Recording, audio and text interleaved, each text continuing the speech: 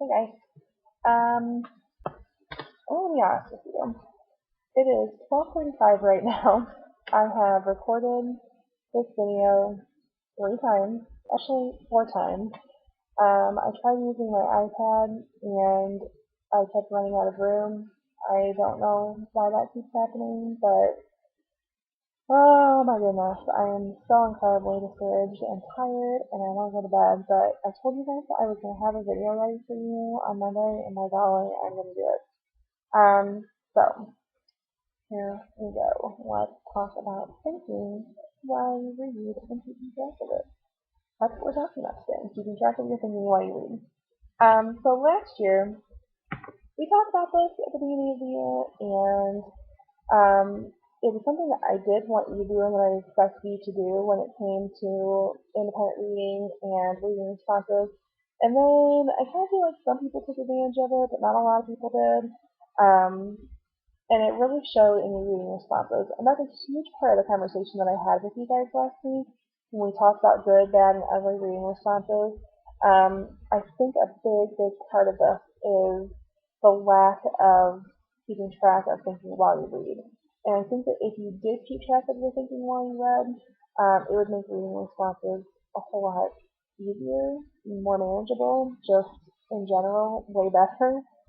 So it's definitely something that I want you guys to try to do. I think what happens sometimes is you guys wait until the last minute to do reading responses, which I know a lot of you do, and then it's fine. Like, it's fine to wait until the last minute to do your reading responses. I think it's completely and totally doable. However, a lot of you will get to the point where you have to write a reading response. Let's say you're reading on Thursday night, and you're at a point in your book and you're like, okay, I just need to stop. I need to stop right now and write a reading response or I'm not going to get it done. So you stop wherever you are, and that's the part that you have to write about.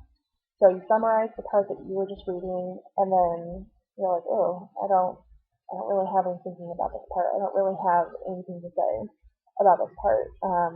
And that's a problem. Like, it's a problem because maybe 20 pages ago or 30 pages ago, you read something that you did have a lot of thinking about that you have already forgotten because that was 3 or 4 days ago and you never wrote it down. You didn't keep track of it in any way. I think keeping track of it helps you write a better response.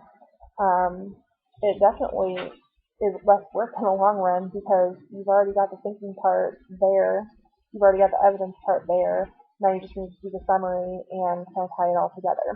So definitely something that I want you guys to try this year, especially, I guess, this week, since this is our first, a little wobbly, your first week of reading responses. You have one due this Friday, so perfect opportunity for you to try this method of keeping track of your thinking while you read. Now, my personal favorite method of keeping track of my thinking while I read is just highlighting and writing in the margins. Those are my two favorite things to do. I love having the text right in front of me and just being able to write notes off to the side or highlight whatever I'm reading, record my thinking, my questions, anything that I want to know for later. That's my favorite thing to do. I think it's super effective. I love being able to do that for you guys too. Like last year, anytime we were reading a nonfiction article of some kind, I would usually give you a copy of it and encourage you to highlight or write in the margins. Same thing with short stories. We did that a lot last year. Just go back to your copy of All Summer and Day if you don't remember, because there's tons of thinking in the margins and highlighting there.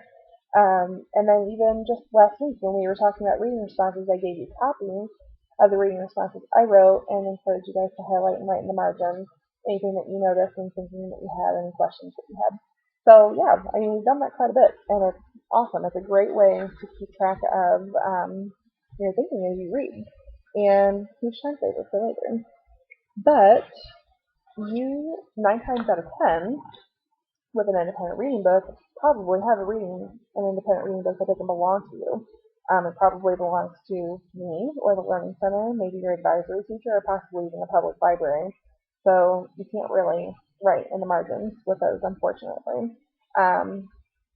You are going to have to think of another method for keeping track of your thinking while you read. Something that we talked about last year that I think is really great is just using Post-its to keep track of your thinking. And you can stick them right in the book if you want to. I actually kind of prefer to just put them in the notebook or the binder that I'm using. And you guys have the perfect spot for this in your binder, right in your reading response section. If you just throw some loose leaf paper in there, you can just stick the post-its there whenever your finish is done, and you'll have plenty of evidence and thinking to write your reading response. So this is how can you see it? Sorry, I'm not good at this yet. So this is how I headed my paper. I would just put this right in the reading response section of my binder, and at the top it just says My Thinking for Mockingjay by Suzanne Collins. I'm going to put every post-it that I write here on this page, and then I will just have them all in one space. So whenever I want to do a reading response, I've got a ton of information to look back at. I've been reading Mockingjay on my phone. I don't typically read books on my phone. I'm a real book person. I like holding real books in my hands. I like turning pages. I like physically being able to see how far I am through a book, like where my bookmark goes. So this is kind of a new thing for me. I decided to reread all of the Hunger Games series this summer to get ready for the second Mockingjay movie that's coming out in November. I'll probably rewatch all the movies too because that's just kind of nerd that I am. So I decided to reread these, and it just seemed like maybe the right time to get some books to my phone, and I found that they are much, much, much easier to read when I'm in bed, which is usually when I do my reading, right before I fall asleep. So, yay for moving forward in technology and not being stuck in the past like I usually am. You guys should be proud of me. Um, so I'm reading Mockingjay right now. That's the third book in the series, and I shared some of what was going on in the book last week when I gave you guys my reading responses. I'm just going to sum up really quickly. In Catching Fire, Katniss was thrown back into the Hunger Games for the Quarter Quell, and the Quarter Quell was a Hunger Games anniversary, the 75th anniversary of the Hunger Games. And for that anniversary, they put in all former victors of the Hunger Games. So everybody that was in it had already won the Hunger Games once before. So a lot of these people were friends with each other. Like, it was actually pretty malicious the way that they threw them all in, because they were guaranteed when they won the Hunger Games to never have to do it again. Like, they never had to put their name in for the reaping, so there was no chance that they would ever have to go back. And then, surprise, for the Quell, you get to go back in. So, pretty vicious. You know, that's how the Capitol works sometimes. So, Katniss actually blew up the arena in Catching Fire, and using her bow and arrow and a piece of wire connected to an arrow, and then she shot it into the force field that was surrounding the arena, and it blew up the entire thing, which was a plan. She didn't know that that was the plan, but that was the plan all along. There are all these rebels who are trying to bring down the Capitol, and they're from District 13, which is a district she didn't even know existed anymore. It used to be, but 75 years ago it was apparently blown off the face of the earth, according to the Capitol anyway, but it turns out it existed this entire time, and they're all just living underground. So her family is there. Some of the people that were rescued from District 12 are there. Gale, her best friend from District 12, is there, and they want her to be the Mockingjay. The District 13 wants her to be the Mockingjay so that she can, lead the rebellion, or at least be the face of the rebellion. So she's taken out of the arena. They take her to District 13. She's living there. She's not particularly happy about it. She's not feeling great about being the Mockingjay. She kind of feels like she's been used a lot, and that people are keeping secrets and information from her that she should be aware of, and she's just kind of sour about the whole thing. She doesn't want to do it. But she finally, begrudgingly, agrees to be the Mockingjay. And for her, what that means at this moment is that she has to be filmed in a series of what they're calling propos, which is short for propaganda. Propaganda is kind of like, I don't know, it's like a commercial almost for your cause, like a public service announcement. And a lot of times, I guess now and in the past, they've been used during war times, they've been used during political campaigns, usually to highlight your cause, but also to kind of say why the other side is bad, like why the opposition isn't right. So essentially what Katniss is going to have to do is star in these propos that encourage the other districts to join the rebellion. That's the whole goal of these things.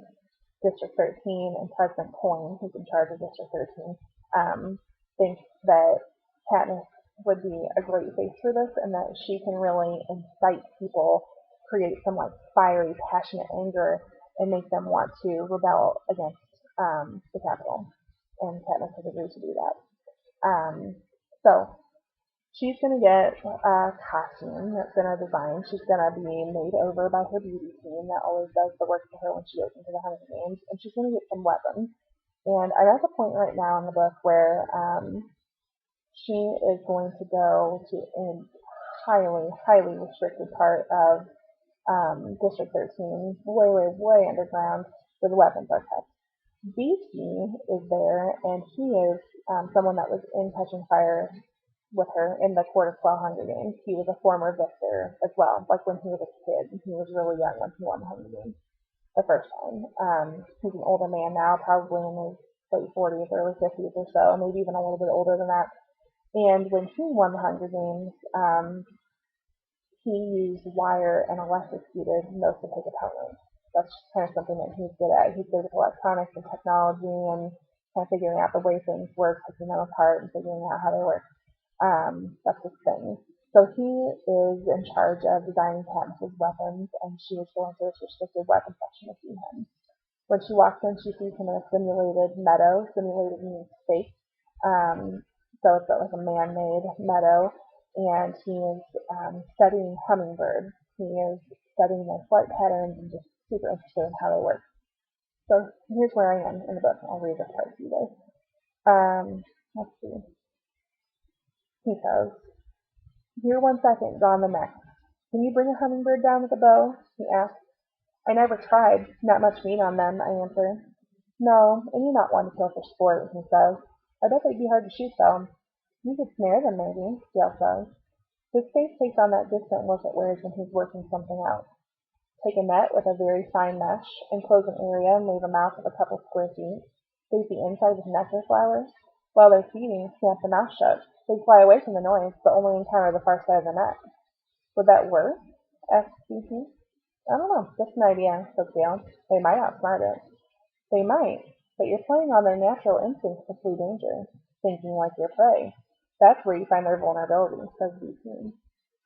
I remember something I don't like to think about. In preparation for the quell, I saw a tape where BT, who was still a boy, connected two wires that electrocuted a pack of kids who were hunting him. The convulsing body, the grotesque expression, BT, in the moments that led up to his victory in those long-ago Hunger Games, watched the others die. Not his fault, only self-defense. We were all acting only in self-defense. So, Katniss here is a little bothered, I think, by the conversation that Gale and BT are having. BT and Gale are talking about just catching a hummingbird, and BT almost sort of glowingly praises Gale for the way that he's thinking about the hummingbird. He says that Gale is thinking like his prey, and that when you think like your prey, that's when you start discovering their vulnerability. Which is fine if you're just talking about hummingbirds. But we know that, and Katniss knows, that since BT has been in the Hunger Games before, he has had to think like his prey, which were the other, what do you call them? The other tributes. Sorry, brain fart. The other tributes, the other kids who were in the arena with him. He had to think like his prey, and that prey was not just a hummingbird; it was people. And for that moment, it reminds her he's a killer. Like, he's a murderer. He had to murder people so that he could survive. And then she kind of has this calming thought where she says, it's okay, it was only in self-defense. He was only acting in self-defense. We were all acting in self-defense. And in that instance, she kind of brings herself into it too, because she's a murderer as well. As much as we don't like to think of Katniss that way, because she's a character that we grow to love in these books, she's a murderer. She's had to kill people for her own self-defense. And it's not something that she's necessarily comfortable with. So, here's my thinking that I did for this. You can see this picture. Katniss doesn't like thinking of when BT electrocuted a group of kids in his first Hunger Games. It makes her uncomfortable to think of him as a killer, but she is also a killer. Notice how I've got the date up here. I have the page that I found it on. That's going to help me later if I decide to use this in my reading response. And I am just going to put it right there on that page that I labeled. It's going to go right there. So later on, I feel like I can come back to that and I'll already have that thought ready to go in case I decide to use it for my reading response. So I kept reading. And I'm now at this point where Katniss has gotten to shoot her fancy bow, and it's awesome, and she loves it. It's like the best bow she's ever had. And she's getting ready to head to start filming these propos. I'm in good spirits by the time I get back to the prep team for beauty team, leaving DT and Gale behind. I sit patiently through the rest of the paint job and don my costume, which now includes a bloody bandage to cover the scar on my arm to indicate I've been in recent combat. Vinia affixes my Mockingjay pin over my heart. I take out my bow and the sheaf of normal arrows that BT made, knowing they would never let me walk around with a loaded one. Then we're out on the soundstage, where I seem to stand for hours while they adjust makeup and lighting and smoke levels. Eventually, the commands coming via intercom from the invisible people in the mysterious glass and booth become fewer and fewer. Fulvia and Plutarch spend more time studying and less time adjusting me. Finally, there's quiet on the set. For a full 5 minutes, I am simply considered. Then Plutarch says, "I think that does it." I'm beckoned over to a monitor. They play back the last few minutes of taping, and I watch the woman on the screen. Her body seems larger in stature, more imposing than mine. Her face smudged but sexy, her brows black and drawn in an angle of defiance. Wisps of smoke, suggesting she has either just been extinguished or is about to burst into flames, rise from her clothes. I do not know who this person is. Finnick, who's been wandering around the set for a few hours, comes up behind me and says, with a hint of his old humor, "They'll either want to kill you, kiss you, or be you." Everyone's so excited, so pleased with their work. It's nearly time to break for dinner, but they insist we continue. Okay. So, Katniss, once she came out of the arena, when they rescued her, was pretty beaten up. Like, she looked bad. She was not looking great. And she's okay with that. Like, she's a pretty well-maintenance person. That's definitely something that I've learned about her character. It kind of drives her crazy to get all made up like this. It doesn't make any sense to her. She just wants to be herself. But she has to be prepped for these process. They're doing her makeup. They're getting rid of her scars, or at least covering her scars. They're trying to make her look as beautiful as humanly possible, to the point that when she looks at the taped footage of herself, she doesn't even recognize that as her. Like, it looks so different from how she looks normally that it doesn't even seem to her like it is her. Which is, I don't know, it's just kind of crazy to me. So I started just doing, I guess, a little bit of thinking about this, and I wrote, Katniss has to be prepared by her old beauty team to film the Propos District 13 will air to all of canon. When she sees playback, she doesn't even recognize herself. Everything is so overdone and orchestrated, feels too fake. And I think that's kind of the thought that Katniss has too. Like, she doesn't get why they have to do all this preparation. Or maybe she does get why they have to do all this preparation, but she's annoyed by it. She sees it as unnecessary. She just wants to go out there as herself. And I don't know, for me, it really, it feels, like I said, orchestrated, overdone. It feels fake. Almost like I don't know, like they're trying to trick the people of Panem into following her and trusting her, or like they don't trust the people of Panem to act out of morality. They want the people of Panem to see like this beautiful, strong woman, and oh my goodness, she's so irresistible. We just have to follow her. I don't know. I don't know. The whole thing just seems kind of goofy to me, and it feels forced. It feels like unnatural, and I don't like it. And it doesn't seem that Katniss really likes it either. So that's definitely something I need to do some more thinking about. Last one. So they want her to continue. They want to continue filming a little bit, and I'm gonna start off right where I left off last time. Let's see. So everyone's so excited, so pleased with their work. It's nearly time to break for dinner, but they insist we continue. Tomorrow we'll focus on speeches and interviews and have me pretend to be in rebel battle. Today they just want one slogan, just one line that they can work into a short propo to show coin. People of Panem, we fight, we dare, we end our hunger for justice. That's the line. I can tell by the way they present it that they've spent months, maybe years, working it out and are really proud of it. It seems like a mouthful to me, though, and stiff. I can't imagine actually saying it in real life, unless I was using a capital accent making fun of it, like when Gail and I used to imitate Effie Twinkett. May the odds be ever in your favor.